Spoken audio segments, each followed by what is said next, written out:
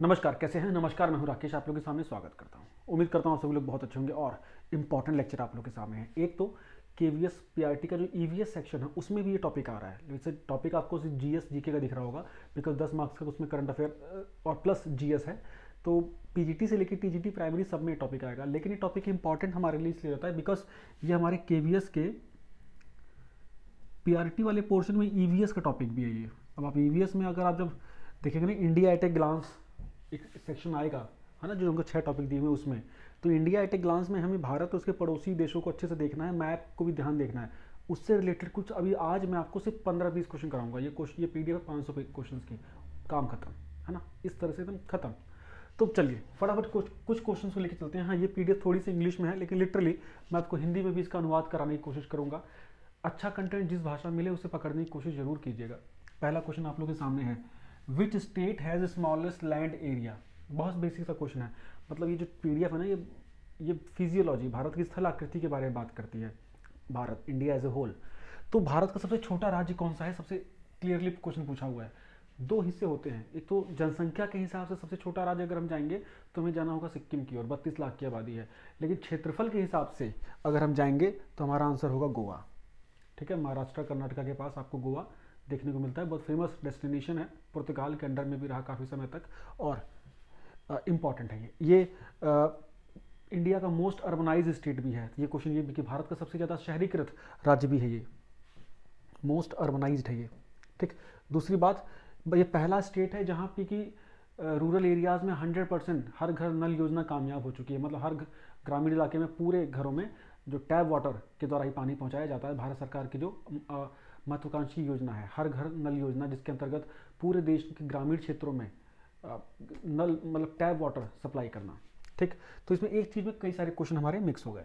Next question की अगर हम देखें, नेक्स्ट क्वेश्चन थोड़ा सा जूम इन कर लेता हूँ। Climate change of the climate of India is mainly tropical because. अब देखो क्या जबरदस्त क्वेश्चन है ये, क्वेश्चन आपको समझना पड़ेगा। क्वेश्चन ये बोल रहा है कि भारत की जो जलवायु है वो उष्ण कटिबंधीय है मेनली।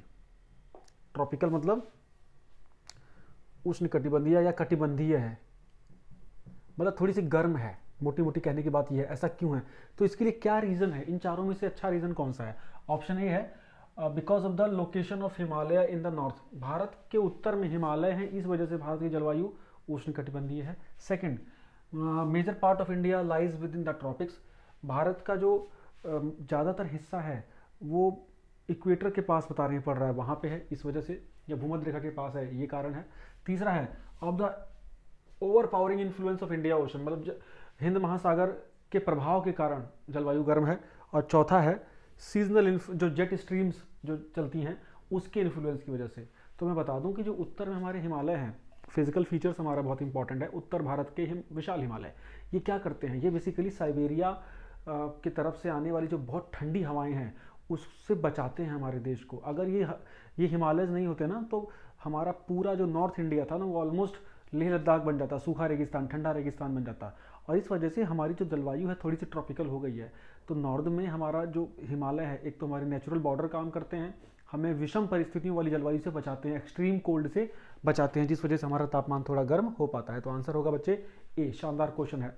अगर आपको चैप्टर के क्वेश्चन अच्छे लग रहे हैं तो प्लीज़ इसको लाइक कर दीजिएगा, सब्सक्राइब जरूर करिएगा, क्योंकि आपको केवीएस से रिलेटेड बहुत इंपॉर्टेंट कंटेंट मिलेगा। इसके साथ साथ अगर आप पीसीएस अन्य टीचिंग परीक्षाओं की प्रिपरेशन कर रहे हैं तो भी यहाँ लगे रहिए। Next point, the two volcanic island in the Indian territory are, मतलब भारत के क्षेत्र में, भारत की सीमा में दो ज्वालामुखी वाले द्वीप समूह कहाँ हैं, द्वीप कहाँ हैं, आइलैंड, वो दो ज्वालामुखी से रिलेटेड आइलैंड जहाँ वॉल्केनिक इरप्शन होता है या उसके लिए फेमस है। तो एक तो बैरन आइलैंड बहुत फेमस है। ठीक है, बैरन आइलैंड देखो कहाँ लिखा हुआ है, ये कावारती नहीं है, बित्रा एंड कावारती नहीं है, नारकोंडम एंड बैरन, ये दोनों हैं अंडमान निकोबार द्वीप समूह में। आपको ये दोनों आइलैंड देखने को मिलेंगे और यहाँ ज्वालामुखी उद्भेदन होते हैं। ठीक है, तो जो डी ऑप्शन है हमारा बच्चे करेक्ट है।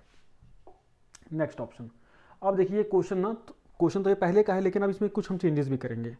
ये क्वेश्चन क्या बोल रहा है कि इनमें से कौन सी यूनियन टेरिटरी में, इन चारों में से किसका क्षेत्रफल सबसे बड़ा है। आपको पता है कि भारत में वर्तमान में कितनी यूनियन टेरिटरी है? 8 यूनियन टेरिटरी है। बहुत से लोग कंफ्यूज होकर 9 बोल देंगे, जी नहीं, 8 हैं। दमन दीव एक हो चुका है, दमन दीव दादरा नगर हवेली मर्ज हो चुके हैं।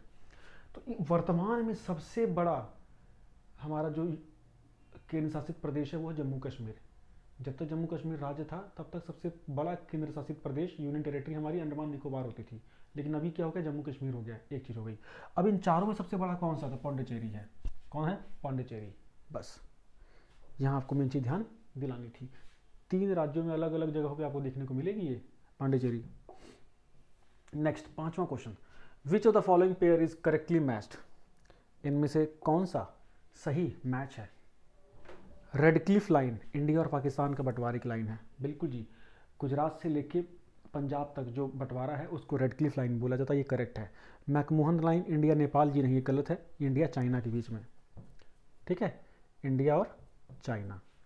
डूरेंट लाइन ये भी गलत है, इंडिया म्यांमार के बीच में, गलत है, पाकिस्तान और अफगान के बीच में।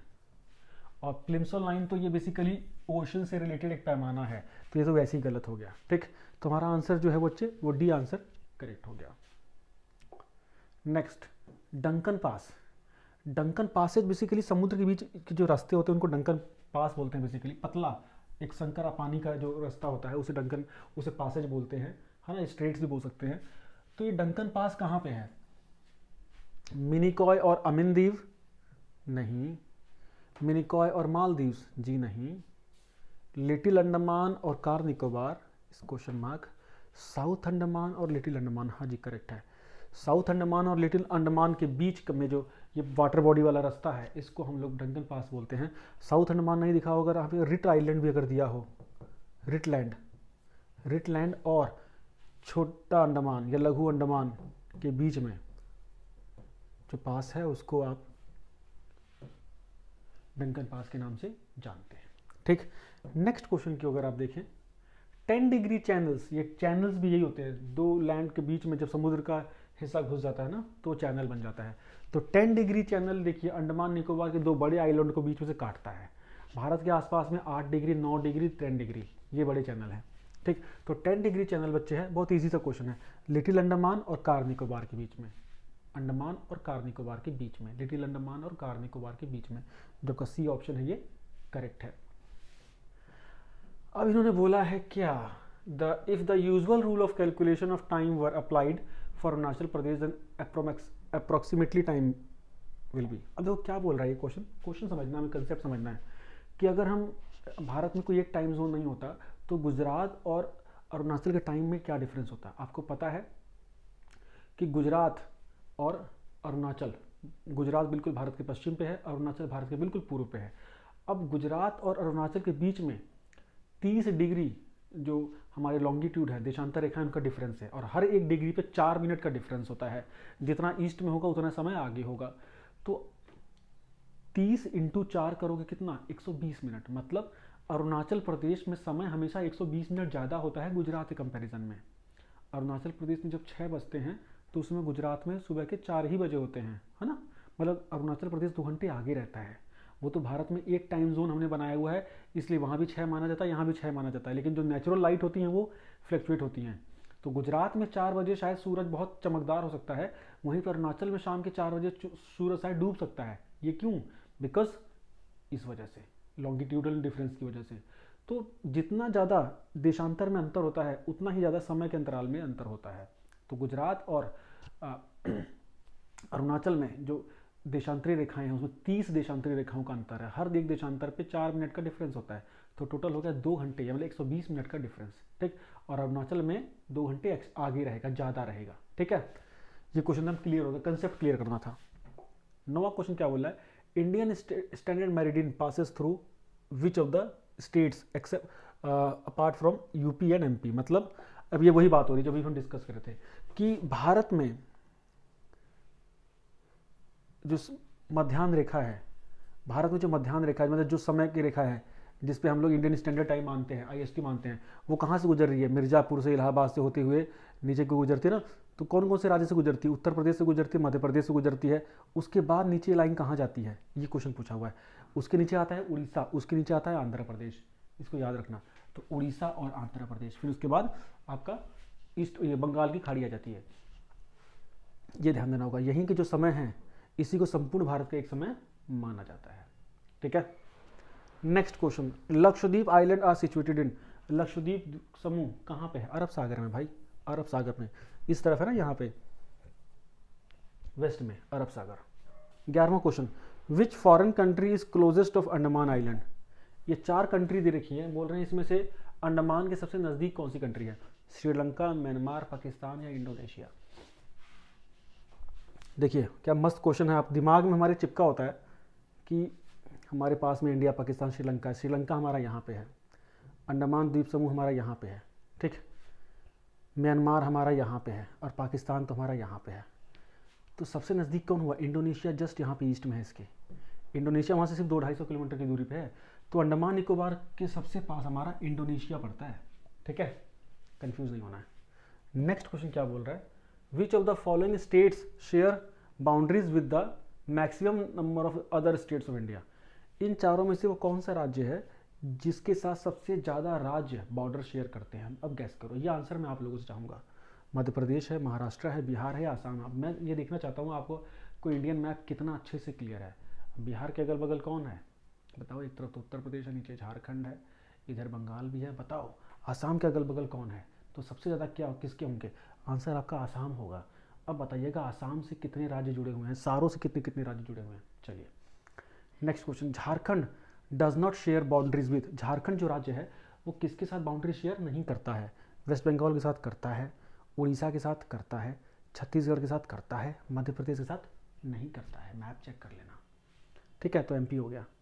14वां question, which of the following is east of the Andaman, इनमें से कौन सा जो देश है वो अंडमान के ईस्ट में है? मैंने बताया था इंडोनेशिया है, इंडोनेशिया है, इंडोनेशिया है। ये है रियल में इंडिया एट ए ग्लांस, कैसे इंडिया के मैप को आपको यूटिलाइज करना है, ये है केवीएस में आपको ईवीएस का फायदा देते हुए, ठीक।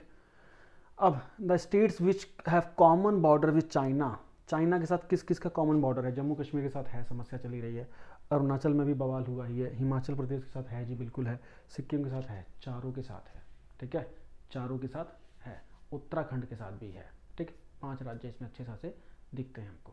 तो ये 15 क्वेश्चन मैं आज आप लोगों को करा रहा हूँ, इसके आगे और कंटिन्यू करेंगे। उम्मीद करता हूँ लेक्चर अच्छा लगा होगा। Thank you so much, bye bye.